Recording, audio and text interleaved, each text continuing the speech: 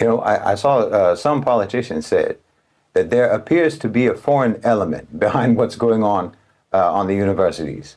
You know, like a foreign power that's instigating and agitating. And yes, there is, and we all know which foreign power that is. We all know which foreign country is stoking this crisis, and it sure isn't Russia, and it sure isn't China. No.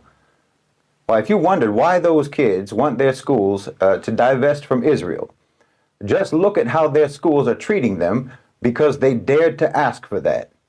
Those universities are doing the bidding of Israel, not the bidding of China or the bidding of Russia. They're not even doing the bidding of those kids' parents and those kids' families.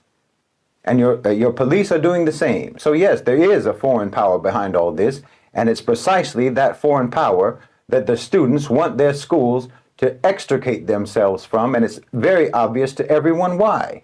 Couldn't be more obvious. It's as obvious as a baton cracked on the side of your head. Look, on these campuses, like in Harvard and the Ivy League campuses and so on, you had demonstrations against Russia and in favor of Ukraine.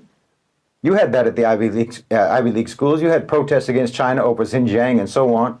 No zip ties, no arrests, no 550 kids going to jail. No. But the moment they start demanding that their schools stop partnering with Israel over a genocide, and all hell breaks loose. There's no mystery about what foreign country is driving that. I mean, you're having protests at MIT.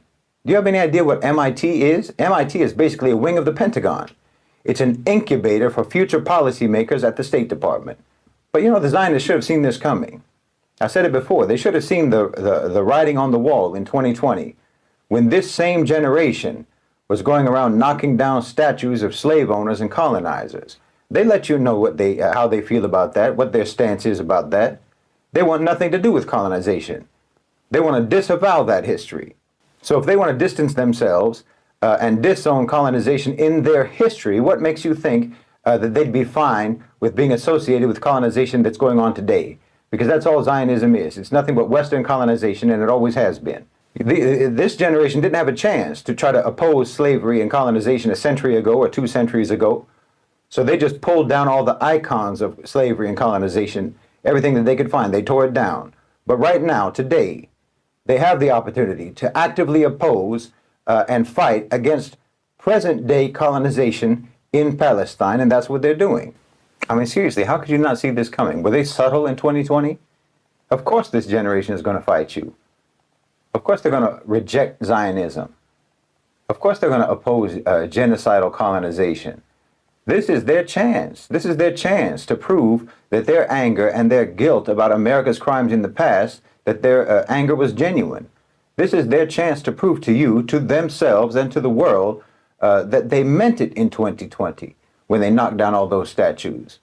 This is their chance to manifest the virtue that they were signaling 4 years ago, and that's what they're doing. And the knee-jerk reaction of your so-called civilization, your so-called culture, that's so addicted to colonization and so addicted to brutality, their knee-jerk reflex response is to turn vicious, to turn ugly, to turn oppressive and violent against anyone who's trying to cure them of that addiction. But this time, you're attacking your own future leaders. You're attacking your own precious babies of the elite. And this is just how wild and incurable your addiction is. This is just how morally bankrupt and how corrupt your so-called society, your so-called civilization is. You're willing to sacrifice your own young, your own heirs to power, your own successors to the imperial throne because of your insatiable thirst for the blood of the colonized. You're too drunk on the blood of your victims to know that you are too drunk to lead anymore. These students are trying to tell you friends don't let friends commit genocide. But then you just turn your blind fury against them. I'm telling you, your power structure is cannibalistic. We're witnessing an American meltdown in real time. It's a tectonic shift. The epicenter is in Gaza, but the shock waves are shaking the foundation of American power.